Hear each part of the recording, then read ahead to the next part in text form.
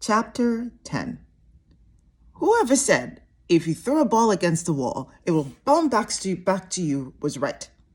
The very next month, our WASI results were released. I got 2 A1s, 2 B2s in my electives. I had a D7 in core mathematics and an E8 in core science and an A1 in social studies and a B2 in English. I was devastated. I checked online over 100 times, but the results were still the same. D7 in core mathematics and an E8 in core science. The maths and science papers had been hard, but I hadn't expected to fail them. I'd not even been expecting A's, but a D and an E? I'd been expecting at least, very least, C's. Asa was the first person to call me. She had had all A1s. Sedum was next with 4 A1s, 1 B1 and 2 B2s. Jennifer had 3 A1s, 2 B2s, and 2 C4s. I switched off my phone. After that, I cried. I couldn't eat anything and didn't even venture out of my room. On the third day, when I did go out, I was trying to convince Pope to call the former rector of one of the universities who had come with his family to celebrate his 6th birthday at the resort. Let me get this straight. You want me to call to offer him a bribe? I gulped. No, call him to ask if he can help me get in. Berkey, he can't get you in with the grades you got in maths and science. But you haven't even tried. There is no point in calling him and making a fool of myself when I can see you didn't make the grades. It's better for you to resit and go next year. I'm not paying money to anyone for anything. Bribery is wrong. You know that. So is fornication, but that didn't stop you. You couldn't choose to live only on parts of the Bible and ignore others. I don't know what's gotten into you, Pope muttered and walked out. Nadia and Manche chose that moment to walk in from wherever it was they were walking from. My father was the most wicked man in the world. The new baby had not even arrived and he was already forsaking me. Since trying to make him feel guilty was not working, I resorted to begging. I ran after him. Pope, please, all my friends will be going this year. He didn't even turn to look at me. The university isn't everything. Besides, if you really have your heart set on it, I can help you with the maths and science. The year will pass really quickly and you can reapply next year, Manche said. I don't know why he thought he was qualified to give me advice on how to live my life.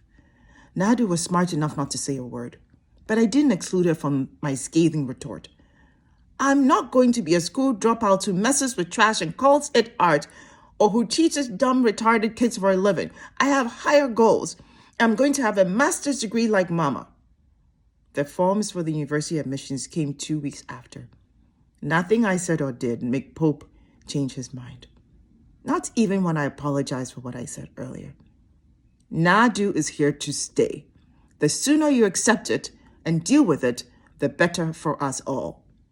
I promised to be nicer to Nadu. Neither my apology nor my promise had any effect on Pope. He was adamant about not bribing anyone. I'd never felt so sorry for myself. Chapter 11. I know just the thing to cheer you up. Asaye's voice was cheery and bubbly. She had already filled out her forms and sent them to the University of Ghana. Saki says there's going to be a party at the Imperial Hotel on Saturday, at the poolside. And guess what? Echo is going to be there. My heart missed a beat. I tried to act normal, so instead of asking for details about Echo, I asked, who's Saki? A friend. You like him. Translation, her new boyfriend. How do you know Echo will be there? Saki and Echo's older brother are friends. That settled it. I told Pope I was going to spend the day with Asayi. He gave me a bunch of notes and had one of the drivers drop me off at the Accra Mall, where Asayi and I had arranged to meet. I wore khaki trousers, a white blouse, and my Christy Brown bib. I paired everything. with the high-heeled open sandals. I'd painted my nails bright red. I thought I looked understated yet sophisticated. I almost walked past Aseye.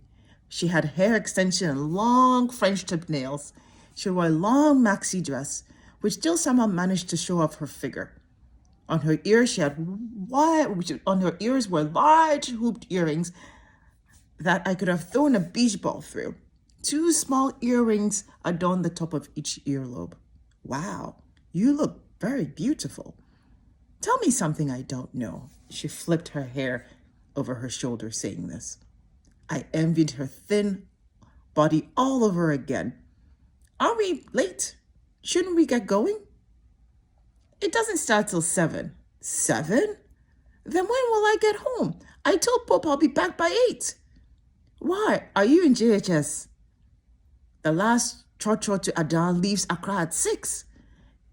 It would get there around 8. I keep forgetting you're just 16. Just call him and tell him you're spending the night with me. Now, let's get you something to wear. What's wrong with this? Seriously? We're going to a pool party, not a safari expedition. You're overdressed. You just need a pair of shorts and a cool top. With Aseye as my guide, I got a pair of really short shorts and a V-neck tank top that showed more cleavage than I was comfortable with. We had our nails and eyelash extensions and hair done at one of the shops. Aseye offered to pay for everything. Has your dad got a job? Asaye's dad had been an administrator at one of the mining companies. A year ago, he had been laid off. To the best of my knowledge, he still hadn't found a job.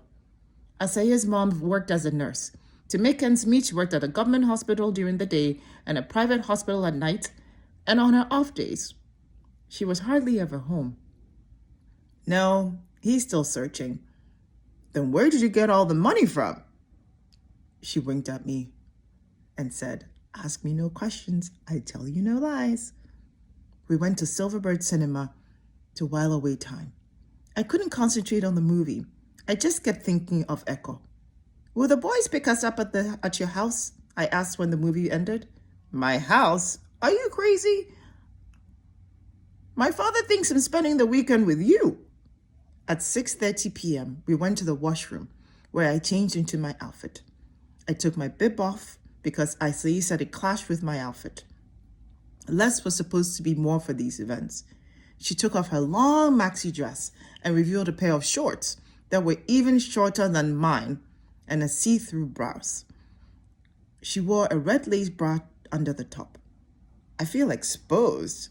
Aseye was applying mascara to her eyelashes. She looked at me in the mirror. You do want Echo to notice you, don't you? I nodded. You have to use what you got to get what you want. Now stand still while I freshen up your makeup. When she was done with me, I looked older than 18. What was more, I felt alive. We still were in the washroom when Aseye got a call. Saki had arrived. The time was 15 minutes to 8. I followed Asaye's lead and she led the way out. I could feel all eyes on us as we walked out. Guys were openly staring. Women were trying not to stare. Use what you have to get what you want. I swung my hips. I held my head up high. Oh, how I wish I had extensions that were fixed to my hair so I could flip my hair the way Aseye was flipping hers. Saki was older than I expected. He looked to be about 25. His hands went straight to Asaye's butt when he hugged her. He gave her a deep kiss. I didn't know where to look. That wasn't the Aseye I knew, but I pretended to be cool with everything. When Aseye finally got her tongue out of Saki's mouth, she turned to me. This is my friend, Borky. Saki gave me a cursory glance and nodded. They both got to the front seats. I was about to sit at the back when I remembered my bib. I removed it and placed it on the sink in the bathroom. Aseye, my bib! I'll be back in a minute. I didn't even wait for them to respond before I rushed back to the washroom. The bib was gone. I looked behind the sink, under the stalls, and asked the ladies in the room. No one had noticed it. No one even remembered seeing it. It was with a heavy heart that I went back to the car. Did you find it? No. One of the girls must have taken it. You should have seen how they were staring when you were getting ready. I tried not to think of what I had lost. I had only worn it at Pope's wedding. How could I even be so careless? Saki switched on the stereo and turned it up. The entire car seemed to vibrate with the sound of reggae music. By the time we got to the hotel, it was 8:30 p.m. Traffic was terrible. I took out my phone to call Pope. He had already called 5 times. I hadn't heard my phone ring. I sent him a message and said that I was spending the night with Asaye.